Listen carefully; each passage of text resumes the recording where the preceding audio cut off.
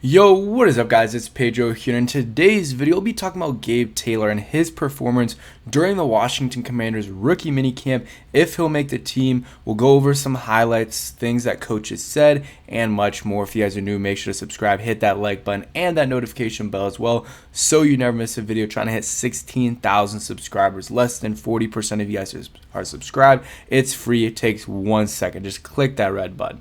Alright, so the biggest storyline from, training camp, or not training camp, we're not there yet. Rookie minicamp was Gabe Taylor, in my opinion, at rookie minicamp. Seeing him in the burgundy and gold, you see him there, number 26. This is the best picture, I think, from camp of him. And I'm going to be showing you some press conferences too. I talked about him in the rookie minicamp video I did for day 2, but I just want to do a full video really on him and, going over the story a little bit more. So here he was wearing number 26 at rookie minicamp. Really cool picture there. You got Taylor on the front on the helmet, which is really cool, and wearing 26 as well. And this was, the coach, yells, "Holy, you know what?" I could feel how fast that was. And, Gabe Taylor is quick. He's very quick. Ran a sub 4.440, a 4.3840. So he has 4.3 speed as a DB, which is very good. I'll show you guys the clip here. You can see him right there, and he's running. He's looking quick. And the DB coach, he's giving him some pretty good praise there. And you got to stand out in these rookie mini camps. And the Commanders, I'm trying to think who they signed a tackle, I believe, yesterday, Tyree Phillips, if I'm not mistaken, and they released 2 different players. One of them was a safety, Trey Rucker. Maybe, just maybe, they're making some room for Gabe Taylor. That's just speculation, but it would make sense, a 1-for-1. Maybe they're gonna sign another safety, but or it's a random player, but that would be cool if they can bring him in. So I will go ahead and play this part of the press conference, or not press conference, but just him talking to the media after practice. I'll play this first, and then it's a 40-second clip, but some of the there's another clip with some of this clips, so I'm gonna play about half of it. So I'm gonna play it for you guys so you guys can hear it. Really cool stuff here. Let's go. What would you tell your brother if he was here watching you? I know you're damn proud of me. I know you're damn proud of me. All the pressure on my back that I don't feel like people think I feel. Like I don't really care, but I like to see the comments. I'm the type of person that thrives on critics. I'd rather be critic than all the positivity, because I got to get better. So I just love to see all the critics.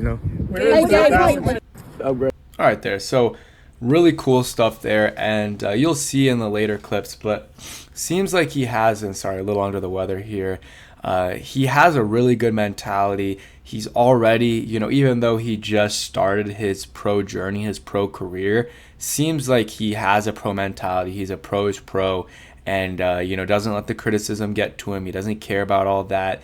Sometimes he lets it fuel him. So that's really cool. And I don't know why he went undrafted. I mean, I guess I do. Maybe it's the weight and the size, which is not great for a safety.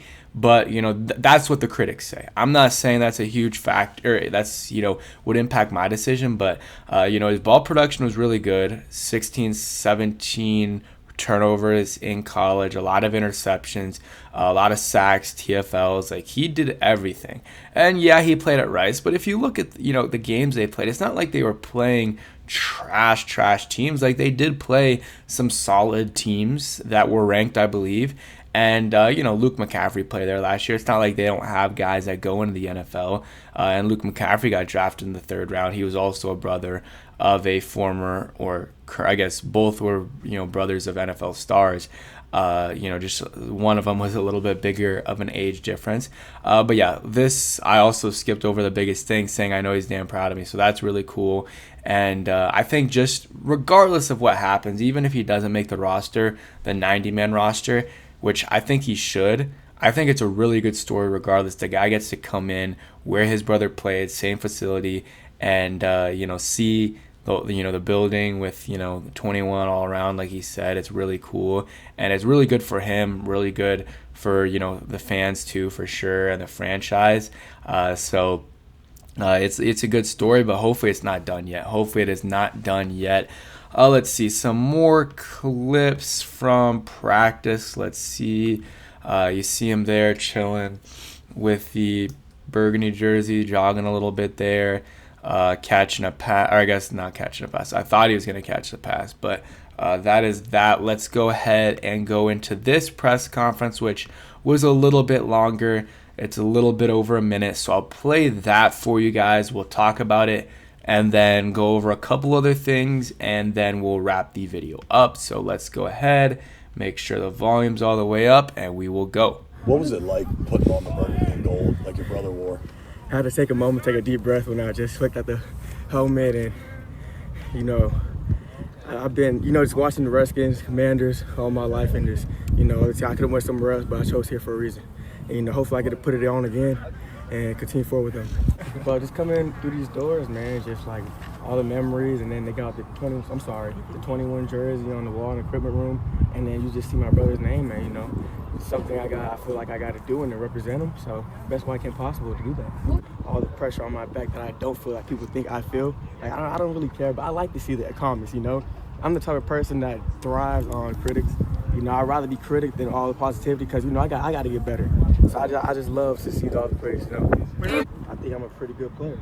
All I gotta do is be confident, be vocal, and come out here and then get everybody lined up so we all can play. I'm very versatile. I'm not scared to put my head in, and when I'm in the box, I can guard and slot. I can play zone. Whatever I can. Like I said, I'm very versatile. You can go watch the film. It speaks for itself. All right, so good mashup there of all the clips from Nikki Javala from the Washington Post. Shout out to her. Great reporter. A lot of good updates on Twitter from her. So, really cool stuff. Like I said, has a really good mentality.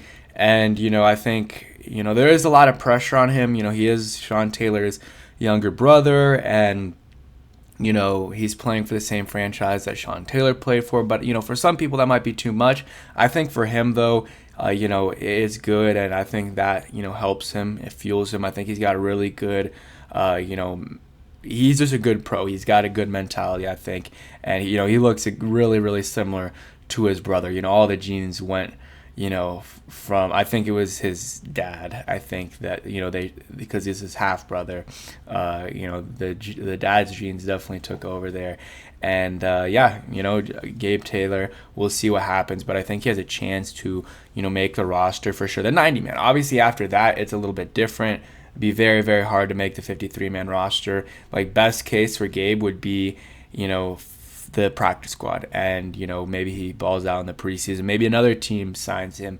He said he did have interest from other, he had other options, but chose to go to the Commanders. So we will see what happens with him. Also, shout out to Mike Sanderstill, and I think it's his girlfriend, not wife, Selena.